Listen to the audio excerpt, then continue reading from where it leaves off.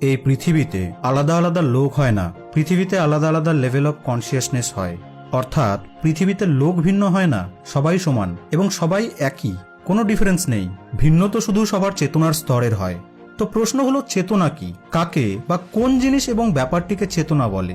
আপনি এই ভিডিওটি দেখছেন, অর্থাৎ আপনি এখন সচেতন আছেন।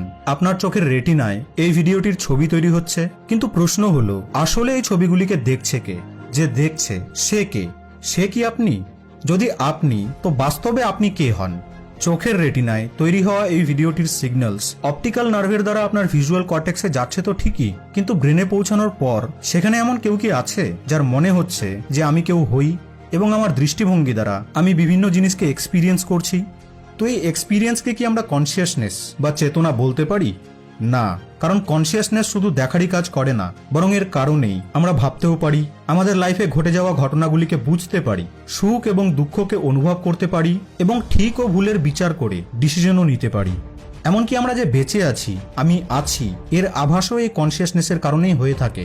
কিন্তু যখন আমরা গভীর ঘুমে থাকি, তখন তো আমরা জানতে পারি না যে আমাদের সাথে কি হচ্ছে, রাইট? তো সেই সময় আমাদের সাথে কি হয়, সেই সময়ে চেতনা কিভাবে কাজ করে? এই সময়ে আমরা এক এমন স্টেজে থাকি যেখানে আমরা সম্পূর্ণভাবে কনসিয়াস থাকি না এবং শরীরের বিভিন্ন প্রক্রিয়াগুলি চলতে থাকে।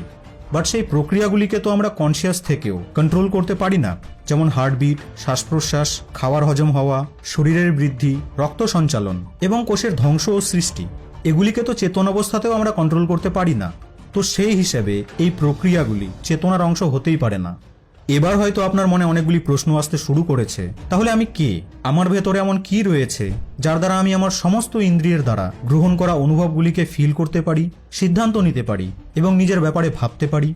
তো চলুন, সবথেকে প্রথমে আমরা এটা জানি যে চেতনার সায়েন্টিফিক ডেফিনেশন কি। কনসিয়াসনেস হলো এমন একটি শক্তি যার সাহায্যে কোনো জীব নিজের এবং তার আশেপাশের পরিবেশের তত্ত্বগুলিকে জানতে, বুঝতে এবং তার ক্যালকুলেশনস করার ক্ষমতা রাখে। একে এক প্রকার ফিডব্যাক লুপ বলা হয়, যেখানে ব্রেন বাইরের পরিবেশ থেকে তথ্য বা ফিডব্যাক পায়। বিজ্ঞান জানে যে কনসিয়াসনেস প্রতিটি জীবের কাছে এবং প্রতিটি জীবের ক্ষেত্রেই একটি ইউনিক জিনিস। অর্থাৎ একটি জীব যে দৃষ্টিকোণ দ্বারা এই জগৎকে অনুভব এবং উপলব্ধি করছে, অন্য একটি জীব সেই একই জগৎকে অন্য কোনো দৃষ্টিকোণ দ্বারা অনুভব করবে। অর্থাৎ একই জিনিসকে ভিন্ন লোক ভিন্ন ভিন্ন দৃষ্টিভঙ্গি দ্বারা অনুভব করবে। আরো সহজ করে বললে, প্রতিটি জীবের কাছেই, ইনফ্যাক্ট প্রতিটি মানুষের কাছেই এই জগতের বাস্তবিকতা ভিন্ন।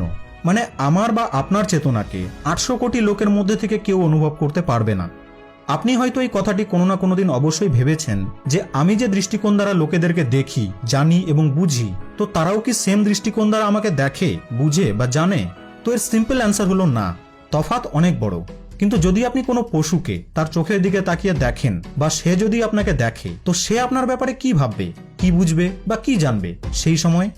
তো প্রশ্ন হলো, কনসিয়াসনেসকে কি মাপা যেতে পারে? যেভাবে উষ্ণতাকে মাপার জন্যে বা ভরকে মাপার জন্য আমরা থার্মোমিটার বা তুলা যন্ত্র ব্যবহার করি, সেভাবে চেতনাকে কি মাপা যেতে পারে? চেতনাকে মাপার জন্যে ব্যবহার করা হয় থার্মোস্ট্যাট। তো দেখুন, বিজ্ঞানের দৃষ্টিভঙ্গিতে চেতনা আর কিছুই নয়, বরং এটি একটি ফিডব্যাক লুপ। অর্থাৎ ইন্দ্রিয়ের দ্বারা একটি জীব পরিবেশ থেকে তথ্য নিয়ে নিজের হিসেবে বুঝে রিয়াক্ট করে। তো এই ফিডব্যাক লুপের সংখ্যাকেই মেপে জানা যেতে পারে যে কোন জীব কনসিয়াসনেসের কোন লেভেলে পড়ে। ফর এক্সাম্পল, একটি ফুলের মধ্যেও কনসিয়াসনেসের কিছু ইউনিট থাকবে, যার সাহায্যে সেই ফুলটি তাপমাত্রা, আবহাওয়া, হিউমিডিটি, গ্র্যাভিটির মতো ইনফরমেশনকে কালেক্ট করে। এই ফুলটিতেও কনসিয়াসনেস রয়েছে, কিন্তু অন্যান্য জীবের তুলনায় অনেক কম, কারণ ফিডব্যাক লুপস এখানে হয় 8 থেকে 10ই হবে। এই জন্যই এই জীবটি লেভেল 1 কনসিয়াসনেসের মধ্যে পড়বে। এই ক্যাটাগরিতেই আরো বহু জীব রয়েছে।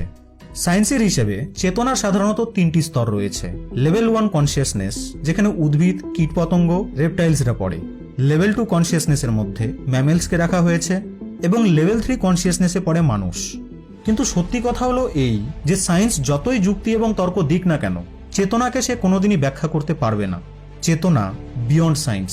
চেতনার লেভেলকে সাধারণত 0 থেকে 1000 ইউনিট অব্দি মেজার করা হয়। চেতনাকে ভালোভাবে বুঝতে আমাদেরকে সাহায্য করবে স্পিরিচুয়ালিটি, কারণ স্পিরিচুয়ালিটিতে চেতনার 16টি স্তর রয়েছে।